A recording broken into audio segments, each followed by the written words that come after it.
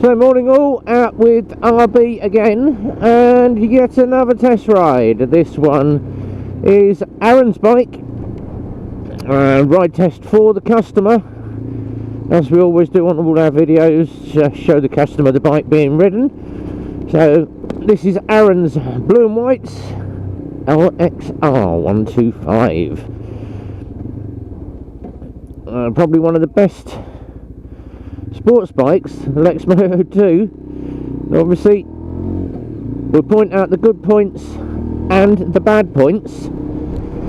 Very, very unbiased in my views, although we are a Lexmoto dealer,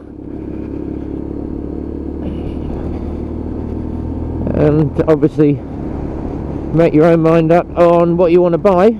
So we'll just run you through this LXR.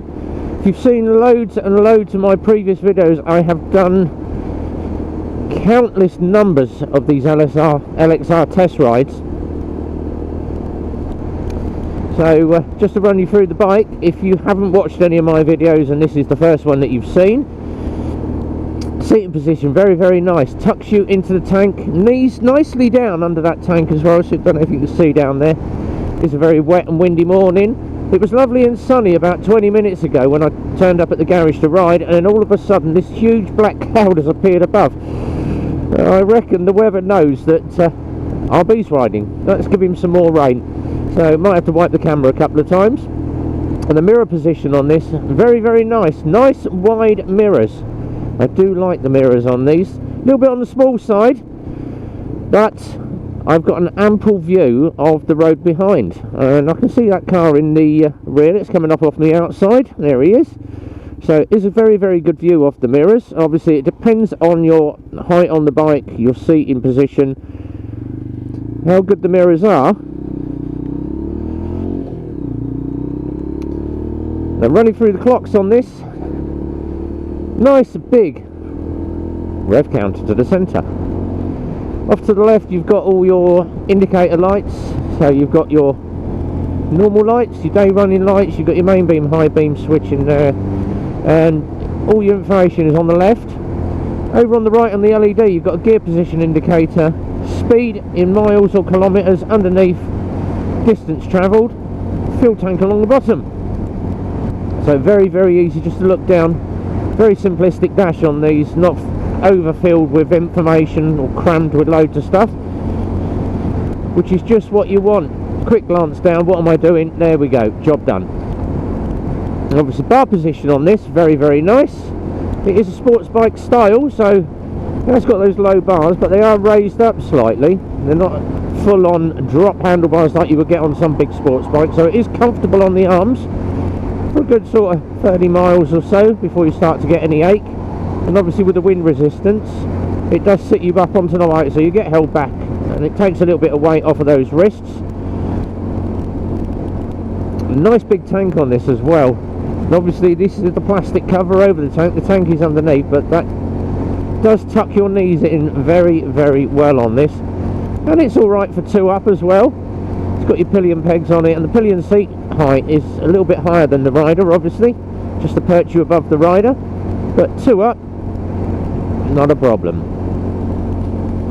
A nice little growl from that engine as well, as that 125 engine just growls away.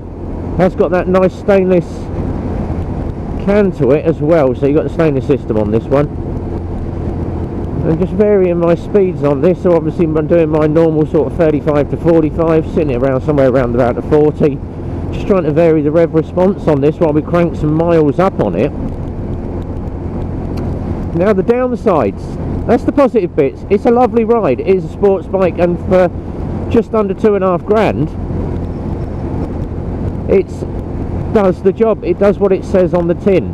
And obviously if you're looking at big brands, obviously the big bikers, the big bike names should I say, you're looking to be paying at least another couple of grand on top just for the name.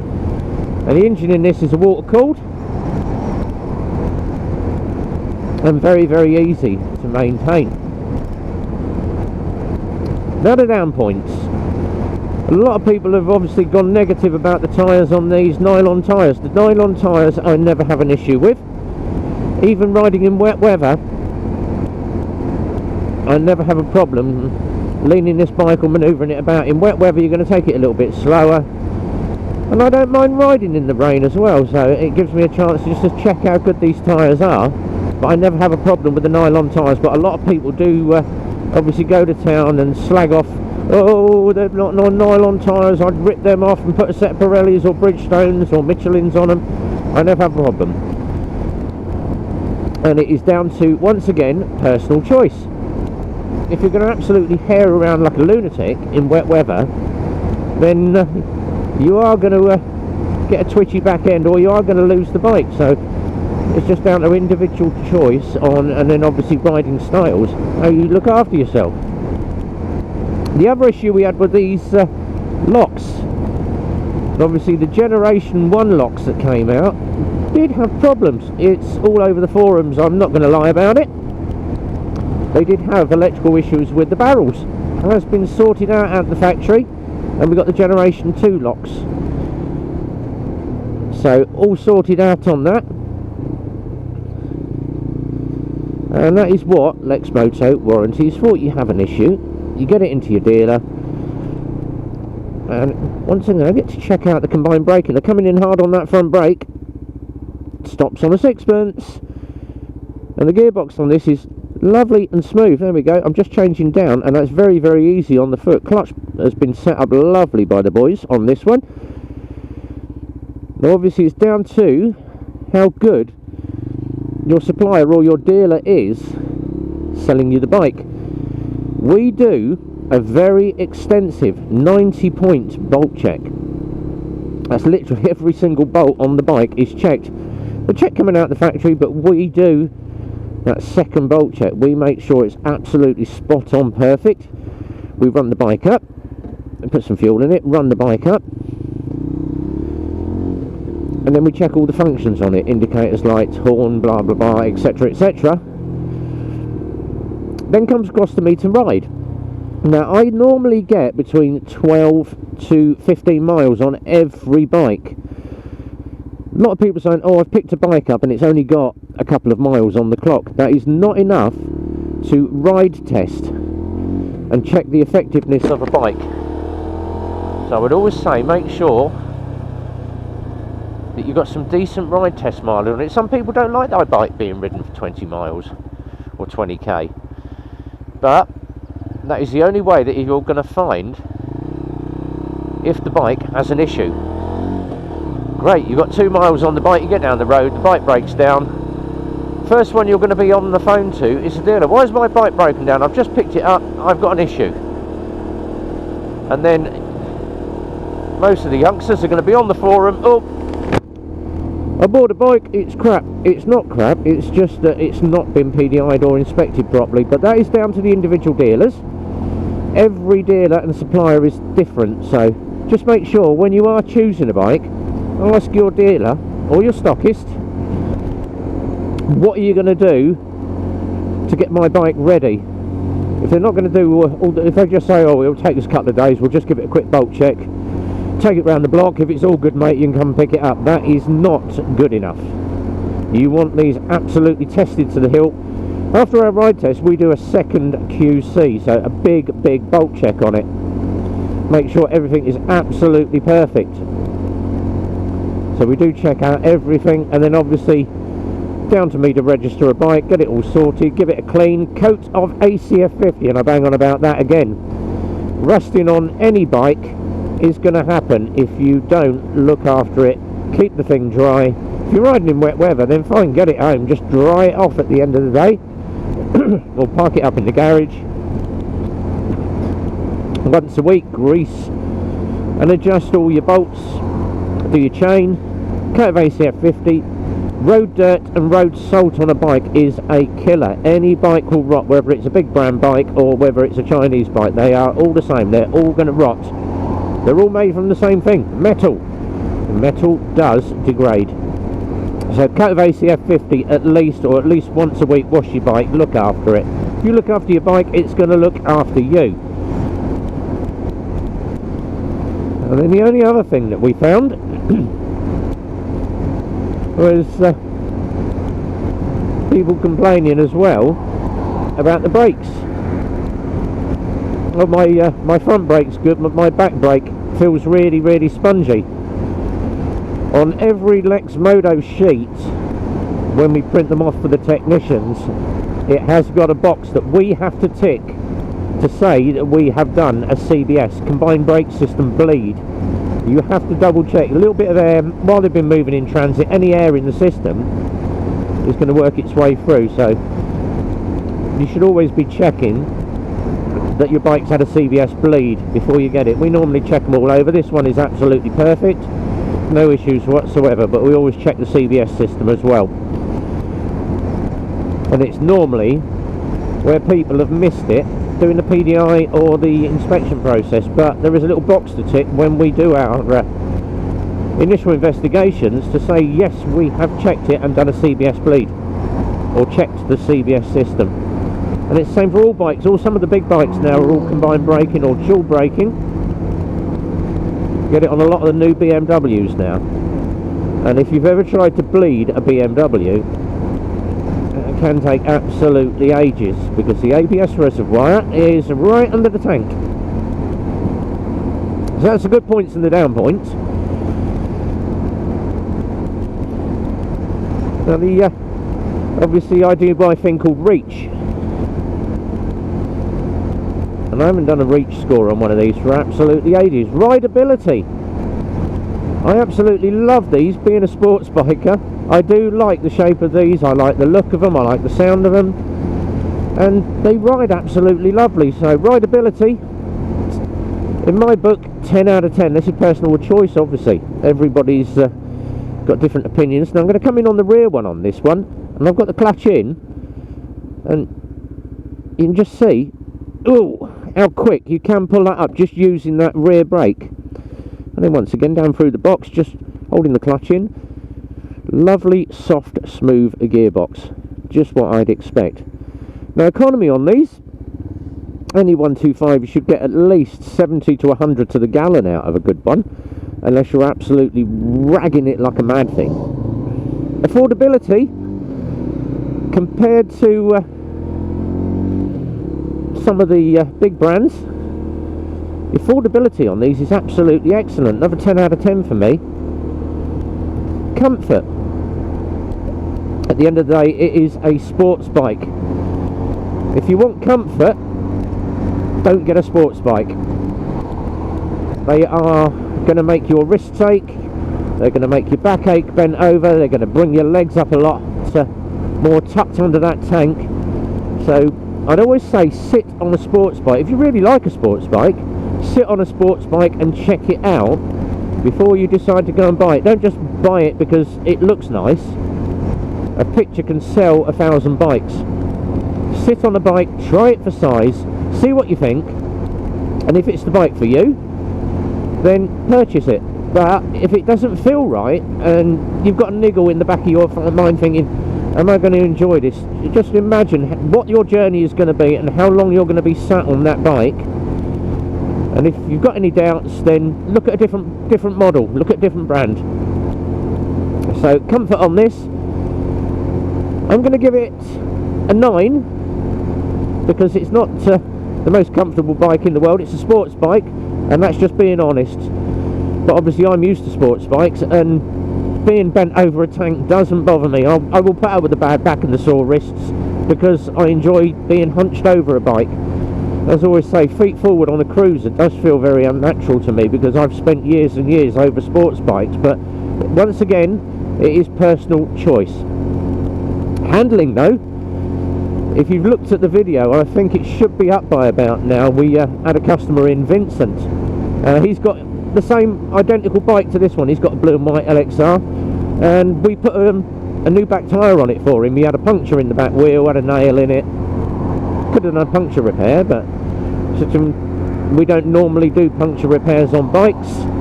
Bang a new tyre on it. We put a Dunlop GPR on it, and that Dunlop tyre was so sticky. Within about a mile I was really getting it over in the corners, so just to try and wear down his chicken strips. But yeah, handling on these, 10 out of 10. So rideability, I said 9. Economy, these are perfect. I'm going to give that a 10. Affordability, 10. Comfort, let's say 8 or 9. I'm going to give it a 9 just because I enjoy it, but it's not the most comfortable bike in the world. And of course handling, 10. Absolutely spot on this one. Do love riding these. So 48 out of 50, which isn't bad. But obviously the LXR was the biggest seller for Lexmoto last year, and I can see exactly why. These things do look the business. And for like half the price of your big brand, you've got a wonderful machine. So if you are looking at an LXR, yeah, all the thumbs up from me. I love these. The same as the Titan scooters. I do like the Titan scooters. Now, I'm not a scooter lover, but I love those Titans. Absolutely love them. Now, if you've not seen Lexmoto's Instagram, finally to finish off, Lexmoto's Instagram,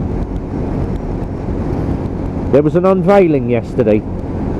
Quite looking forward to it. I went on and they opened the back of the van and then put the hand over the camera. I'm like, oh, just tease us, boys, tease us.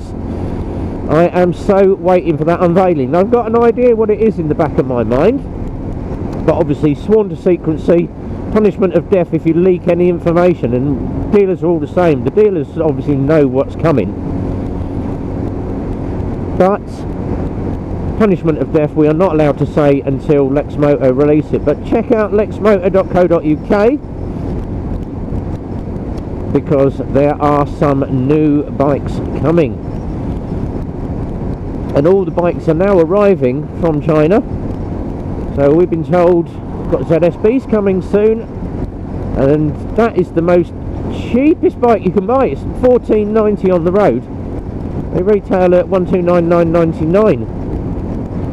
So 1,300 quid plus you on the road fees. But the ZSB, it's got to be one of the best little bikes I've ever seen in years. I love those ZSBs. Nice little upright bike, look very, very similar in shape. And if you go and look at the sort of the pictures of the ZSB, it reminded me, when I first looked at it, I said, this looks so like the old BSA Bantam. Very, very simple bike. Engine, 2 wheels, dash, and that is it. That is all you need. And that ZSB is an absolutely lovely bike. So go and check those out. We've got 2 of those coming. If you're into a ZSB, give us a ring quick, because they're not going to be there long. Still got that one LXR left, and hopefully, now we've moved the showroom about, we've been shuffling bikes this week, I am going to try and get out on some of those electric ones. Now, I know other vloggers have had a go at doing the G5 from the Arabian. They've tried to go at doing the Impulse and the Elex, and I've obviously done the Cypher. I think 7,500 views on my Cypher video. But I am going to get out on some of those electric scooters this week, and that is a promise. I am going to get one out, and I've booked myself one for Tuesday to have a ride on. And I do love it when you actually turn the dash on that bike. It's sort of English, but with a Chinese accent.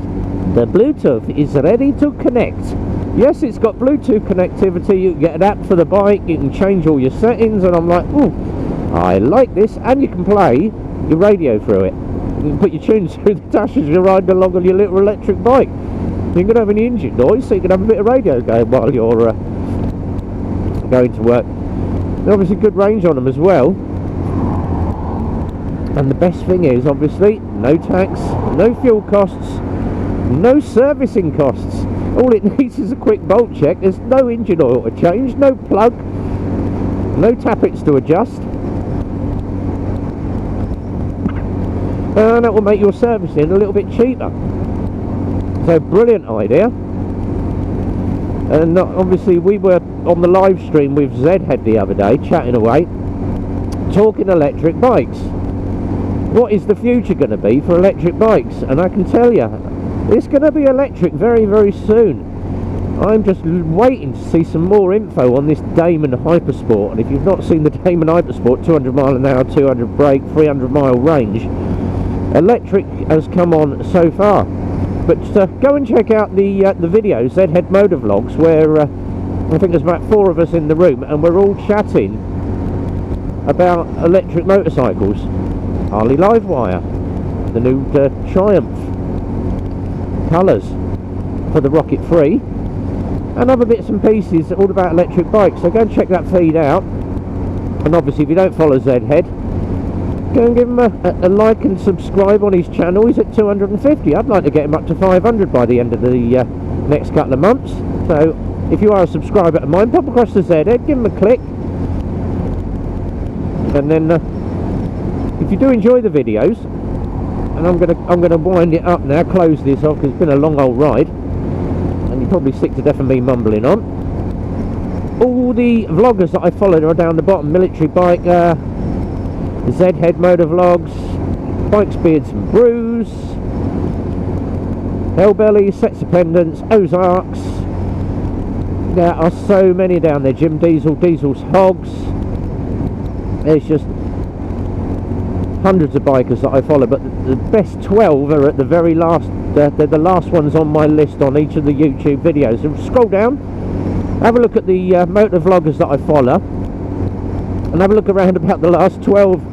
There's loads in there, and we tend to hang around on those channels. Watch out for their live streams. Military Biker, we had a different live stream last night. We were meant to have a guest, and things happened. The guest wasn't able to make it, but it's scheduled for tonight, and you're going to miss out because this video is going up tonight. So go back and watch it again. Military Biker,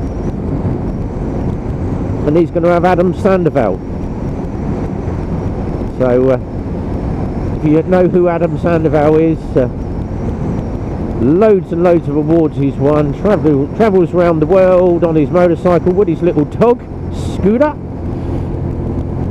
and very, very well-knowledge biker. Someone said in the feed last night, oh, I've watched his movies, I've seen Click, I've seen 50 First Dates. No, that's Adam Sandler. This is Adam Sandoval. So we did have a little bit of fun. Thank you very much, Jim Diesel, for popping in last night. It was hilarious when he came into the room, because obviously when you sign into StreamYard, you put your name, and he actually signed in as Adam Sandoval. Lo and behold, up come the camera. Who appears? Jim's favourite friend, Cookie Monster. So it was a little bit of a laugh in the room, but obviously if Adam Sandoval watches that back, oh, it's going to be fun. So it would happen to be sunny now that I'm finished my ride. Thank you very much, British weather, Milton Keynes weather. I'm just going to wipe the camera just in case there's rain spots on it. But 13 and a bit miles in on this LXR, and all good. Very, very happy with the ride. The ride's like an absolute dream. So as always, if you're looking for a motorcycle and you've got a 125, or you want something a little bit bigger in the used, speak to the boys at Eclipse Motorcycles, and that is Eclipse Motorcycles MK.co.uk for the website. Link is down the bottom with the phone number 01908 643. Pop on there, give the guys a call, find out what we've got in stock, and if you need any servicing, equipment, tyres, helmets, jackets, boots, gloves, or accessories, we do the full kit and caboodle down there. And then obviously if you want to follow on social media, that's all on my website. The easiest way to find that is revbomb.co.uk, link down the bottom right again. No phone number for me, but there is obviously my email should you need to ask me a question, or you can ask it in the comment section down below on the YouTube. But if you go up to the social media, there's a link to my YouTube, Facebook, Instagram and the Twitter. Don't forget, follow all those Motovloggers in there, give them all a like. We do it for the love of it, so it'd be nice for those guys to get a follow. Quick shoulder check and shift lanes.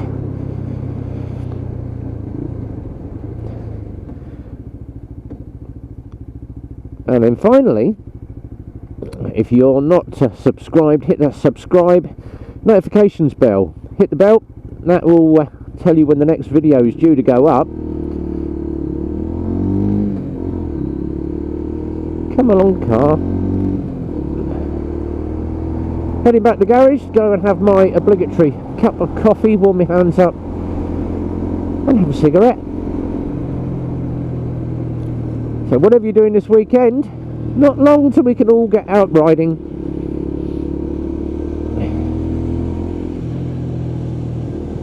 Where is this van going?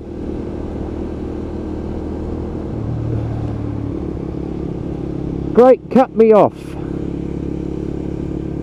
How did I know? Sit back from the van.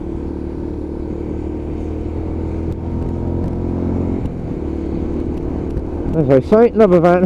White van man. Yes, white van man. An absolute plonker. Oh, at least he knows where his indicators are then.